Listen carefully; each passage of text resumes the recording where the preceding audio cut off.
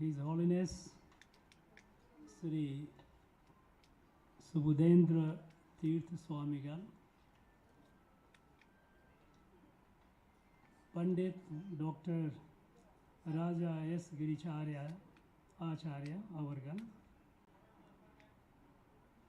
Thiru Sekhar Reddy, Thiru Damodaran Shelvi, all the members of Sri Raghavendra Math, all the devotees, everyone associated with Raghavendra Math in one way or the other, to the people of Tamil Nadu on this auspicious occasion of Swarnotsav, the golden jubilee of Sri Raghavendra Math, established here in Chennai. I extend my warmest greetings and best wishes to all.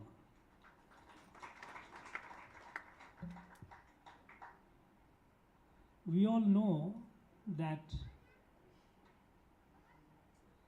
Sri Raghavendra Swami appeared on this holy land over 400 years ago. He came in the tradition of great divine soul Acharya Madhava. I'm told he was the 17th pontiff.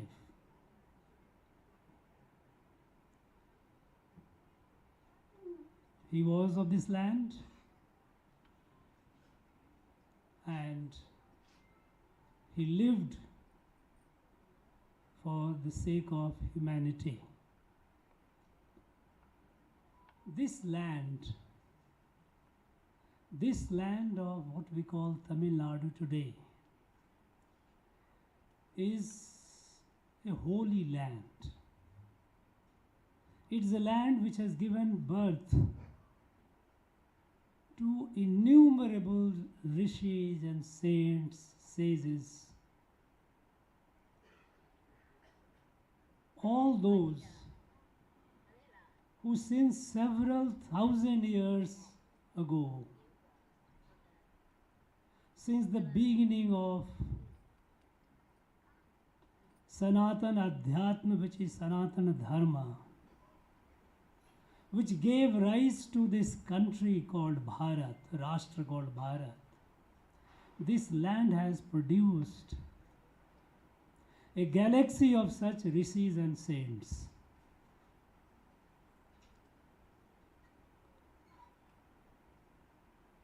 Several thousand years ago.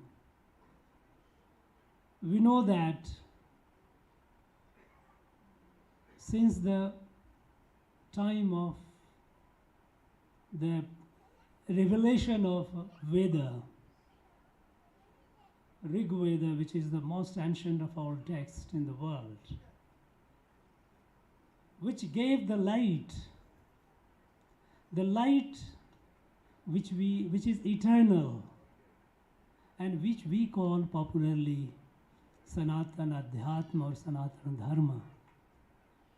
This light, revealed by our rishis and sages, has been carried on for at least for the last 10,000 years, if not older than that, because we do not exactly know how long back this was revealed. The conservative estimate is that at least about 10,000 years ago, maybe even earlier than that. And it was this that gave rise to a Sanskriti, Sanatan Sanskriti, which spread over a land, and the land became Bharat. When we say Bharat, Bharat has reference only in our Sanatan literature. Bharat is referred in Sanskrit and Tamil literature thousands old. What is Bharat? Even in our Constitution of India, the Article 1 of the Constitution says, India, that is Bharat. So India is introduced. India needs introduction. Bharat does not. Bharat is understood. Understood by every Bharatiya. Because Bharat lives in our day-to-day life of individual, of family, of the collectives. So when the word India given by the foreigners, and because it is English language, and because the British had made us believe that English was a superior language, and the people at the time, they believed that, well, this is how it should be. But they felt the need to introduce India, and that is why they said, India, that is Bharat. And not only that, in the Constitution, when the pictorial depiction of civilizational evolution of Bharat was incorporated in the original Constitution, the first painting in our original Constitution is the painting of a Gurukula, Vedic Gurukula, where a rishi, a teacher, is teaching, students are sitting, cows grazing. That was the beginning of our civilization. That was the beginning of a Sanskriti, a Kalacharam, which was born out of this Sanatana Dharma, which is so expansive, which is so inclusive. It doesn't leave anyone. And this Bharat was born out of that light has spread. That is what we all know, that in Vishnu Puran, Bharat says, it defines geographical expanse of Bharat when it says, Uttram yat samudrasya himadrishya dakshinam varsham tad bharatam nama bharati dutrasantati. This, so people, they, out of ignorance, 1,000 years of foreign rule, invasions, distortions came up. And people gradually, a large people, they tended to forget it. Many people believe that this country was born in 1947. I mean, this is a joke. This is a Sanatan country, Sanatan Rashtra. And in this land has produced such a large number. This is the, the place, the fountainhead. We know that from when the issue, the complex understanding and the knowledge embedded in the Vedas, when the rishis tried to explain it and explain it for the common people, it progressed and several philosophies emerged. And Shadadarshan emerged, different ways to understand this truth. And we all know that yoga, Ashtanga Yoga, Patanjali, Rishi Patanjali was from this land. Great Tirumular was from this land. Both were great proponents of Ashtanga Yoga, which is derived from the Vedas. Movement of bhakti, whether they were the Nayanars or Alvars, they were all great proponents of bhakti movement. And this bhakti started from here and it spread over the whole land of Bharat. This land produced great people like Acharya Sri Ramanuja. This land, which produced such great saints, which believed it doesn't distinguish, there is no discrimination. Whether it is Acharya Shankar, Acharya Ramanuja, Acharya Madhava, there is no discrimination. They have not. They have all been advocated, they have all propagated and strongly held and conveyed the truth that we are all part of a family, we are all equal. We know that Acharya Shankar prostrated before a Chandal. We know how Acharya Ramanuj was a great proponent of equality, and so was Acharya Madhav. In that tradition, we got a great divine soul, Sri Raghavendra Swami, about over 400 years ago. So this tradition has been a continuing tradition. This has kept the light, the Sanatana Dharma and which is Sanatana Dharma, not only alive, not only burning, but it is being passed on to generations and generations, and even today we have it. This is something which is unique. No other country in the world, no other civilization in the world can claim to have such a living tradition for over 10,000 years ago, 10,000 years old. Some people, out of their ignorance, they try to say that Sanatana Dharma is discrimination, this is untouchability. No, this is not. So discrimination among humans is not Sanatana Dharma. Untouchability has no place in Sanatana Dharma. We are all human body. Human body has some vikara, some ailment. Vikara has to be treated, has to be cleansed to make it healthy. That vikar cannot define who we are. This beautiful city of Chennai.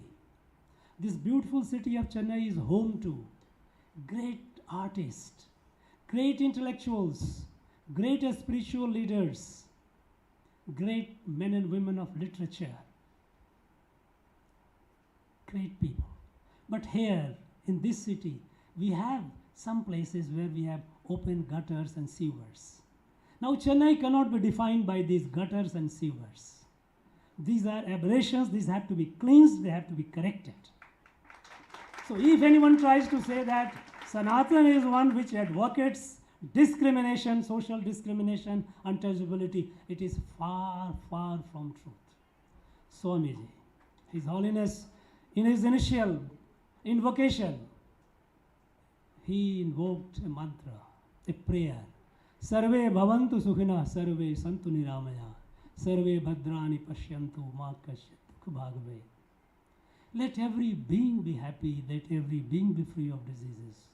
Now when we are talking about every being, which includes animals and plants, how can there be a discrimination among humans?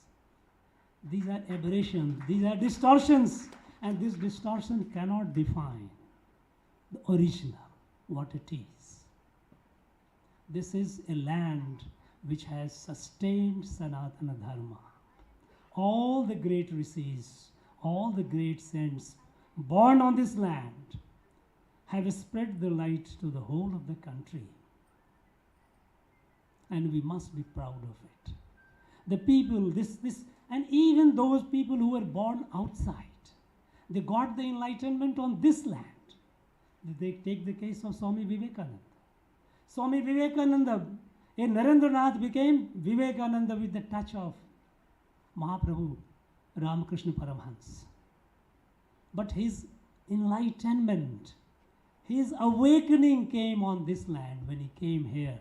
He learned further, including the Shaiva Siddhant. He meditated on this land, and there he got the national awakening, the primary purpose of the Dharma, to build the nation for the sake of the whole world. Whole world. Take the case of Sri Aurobindo. Sri Aurobindo was born somewhere else. But that awakening in him, which transformed a revolutionary Aurobindo to Rishi Aurobindo, got on this land. And when we listen to and when we read Sri Aurobindo, he beautifully describes one of his discourses, his speeches, Uttarpara speech. He made it very, very clear. He made it clear that Bharat and Sanatana Dharma are two inseparable. Bharat is born out of this Sanatana Dharma. And when there has been a decline in either, the both have declined. When there has been a decline in Sanatana Dharma, Bharat has declined. When it has been rise, Bharat has risen. That is the call given by Rishi Aurobindo. That is the true nature of things, the true nature of relations. That is why on 15th of August 1947, when India became independent, when the British left us, Rishi Aurobindo, sitting in his ashram, jotted down his dreams and the task for the Bharat, the new Bharat. New Bharat is Bharat which is independent. And he said, he writes in his dream, and what is the duty of Bharat? He says, the entire universe, Earth is the only evolutionary planet where the life is evolving. Life is evolving to the higher level, from Jada to Chetan to Manushya to Paramanushya. This evolution of consciousness is happening on this earth, nowhere else. At least science has not discovered as yet any other place. And on this planet, on this earth, Bharat is the only country where the knowledge of Veda that tells that we are all member of a family. Atmavat sarva bhuteshu, mam atma sarva bhutatma. All this truth of universal inclusion, it came on this land. He says, was it accidental? He said, no. It was divine purpose. There was a divine purpose by which this truth was revealed on this land through our rishis and sages. And so, Bharat has a divinely mandated responsibility. Divinely mandated responsibility to spread this light to the whole world. It shouldn't remain confined to Bharat alone. It is this light that talks about Vasudhaiva Kutumbakam. The world is a family. It is this Sanatana Dharma that talks about Yadu Mure Yavarum Kele. It is this. This is the core pretext of Sanatana. We are all members of a family. We are looking differently, but this difference is apparent. There is no fundamental. And fundamentally, we are all a reflection of the same divine, same Parameshvara. And so at that level, at the most core level, we are all one. Differences are not differences, they are variations. So there is a difference between difference and variations. What we have around are variations, they are not differences. We are one and the same. This knowledge came here, right from the Vedas. And so, Rishi Aurobindo says it is our duty to spread it to the rest of the world. And how do we spread it? This knowledge has been with us for over 10,000 years. To spread this knowledge, Bharat must be strong, must be capable, must be samarth. Because only then, only then, the people take note of it. We all know in Shukra Niti, Shukracharya said, Balino vasga sarve durbalasya cha satrava. If you are weak, you are surrounded by enemies. If you are strong, you have friends all over. You have to be strong. And that is the destiny of Bharat. And that is the destiny on which the country is moving forward. What the Prime Minister, who has set again a divinely mandated his appearance. This such a person who understands Bharat, who understands what is Bharat and the pulse of the people. He has set a target, a course.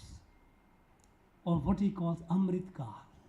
In the next 25 years, this country must be capable to spread the light of Sanatana Dharma to the whole world. And that is, there is no one who is outside. Even those who do not believe, they are part of the family. Because the moment you say, they are not, you are not a Sanatana. You cannot accept. It is impossible to say that anyone or any being is not part of my family. Even if that person says that, no, I am not part of your family, fine. It is your ignorance. As far as I am concerned, you are mine, you are us. There is no question of they.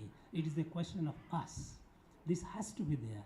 And in this, the next nearly 24 years that we have before us, institutions like Raghavendra Mutt has a great responsibility. You know, on the 26th of January 1930, when the national freedom movement had gained momentum, a resolution was passed by the Indian National Congress. And there it says, British rule has ruined India politically, economically, culturally, and spiritually. They try to destroy our spirituality. They try to destroy our culture. This has to be regained. It has to be built. They have done enough damage to it. So when Bharat is rising, the rise of Bharat cannot be just a material rise. Cannot be rise in just science and technology. That we have, of course, we have to. Because Swami Vivekananda said that the Bharat, the revelation that he got on this land was for the benefit of the world, was that Bharat has to be the one whose muscles are made of iron, whose sinews are of steel, but whose heart and mind is compassionate Vedantic. Such a Bharat. So when Bharat is growing technologically, Bharat is growing economically, Bharat is growing militarily, and today it is growing. Until a few years back, the world did not take us seriously. But we all know the whole world is watching at India with a lot of expectation. When the Prime Minister of India speaks, the whole world listens and listens with attention. Because they see the way forward. They see how the Western belief system, Western ideology has devastated the world, devastated the climate, devastated the society. There is so much of poverty, there is so much of tension, there is so much of violence. Violence against nature, climate crisis, violence against each other, wars, visible, invisibles. Poverty, huge, when some are in rich prosperity, a large part of humanity is still deprived. Now this is not sustainable. And for that, Bharat has to be strong. Not only materially, not only militarily, not only economically, but also spiritually. Because if it is not, then it will be just an imitation of the West. No, it will not be imitation of it. It has to. There has to be a resurgence, a spiritual resurgence of Bharat. And in that, this institution like Raghavendra Mutt has a great responsibility. They have to work out, you have to work out your charter for the next 24, 25 years. You have been doing a great job. You have been carrying on the legacy, the knowledge, that parampara, the tradition. Perhaps we have to be innovative. I would like to see, I would have loved to see some more young people sitting here. We have to take this lesson to our young people. Our young people are not getting the right kind of education. And in the ancient times, all through, such institutions were not just a place of worship, no. Worship was one part of it. They were the nodes of entire social life. There was a place of education. There is a place of healthcare. That's the place of justice. Every need of the society revolved around such institutions. These institutions were the answer to all these problems. It is only the advent of modern state that society got weakened and everyone started looking to the state. Okay, give us something. If a small ditch happens somewhere on the road, you write a petition rather than getting together and filling it. I often say, I recall in my younger days when I was a high school student in my village, before monsoon, every year before monsoon, the whole village used to assemble with their spade and crowbar, whatever they had, the implement, agricultural implement. I was in a village, and used to desilt and clean the distributory for the canal to take water to our field. We didn't look up to government to build this. Before the onset of monsoon, the whole village got together and desilted the water body of the village, the pond. We didn't look up to government. Not like today, that if a small ditch happens, we get together, write a petition, hire a taxi, and go to some place and give a petition to somebody. This weakening, emasculation of society that has happened with the advent of the modern state, it is the undoing of our country. We have to build the society. And the society has been built by institutions like Raghavendra Mutt. We had such institutions which used to take care of the needs of the society. Not only the physical needs, not only the intellectual needs, but not only the spiritual needs, all the needs. This was the center. And so, such institutions have to now think of what new we can do, how we can take this to our young people. Because we have to be ahead in technology, but we also have to be deeply attached with our tradition. Both tradition and technology must go together. And that's how it is important that we need to impart such education to our young people who should know. Today, how many of our young people know about our great saints, Pamban Swami, Valalar, Ramna Maharshi, all these, so many, count, you name a few and then you leave out so many. So there have been so many. We need to take these to our people, to our young people, so that they know and they are proud of who they are. They must clear. There must be their illusion, that distortions, a smoke which has been infused over the period by foreign belief, foreign ideology. This has to be dispelled. Our young people, our young boys and girls must be taught and must be proud of their heritage, their intellectual heritage, their cultural heritage, their spiritual heritage. And this is the responsibility of institutions like Raghavendra Mutt. Friends, I feel blessed to be here. We associated with an institution which is doing such great work, and the person, though the person, he appeared about more than 400 years ago. But we all know that the eternality of soul, we know in some way we try to connect, and we connect with him. We get inspiration and strength from a person like Swami Raghavendra. We should energize the movement.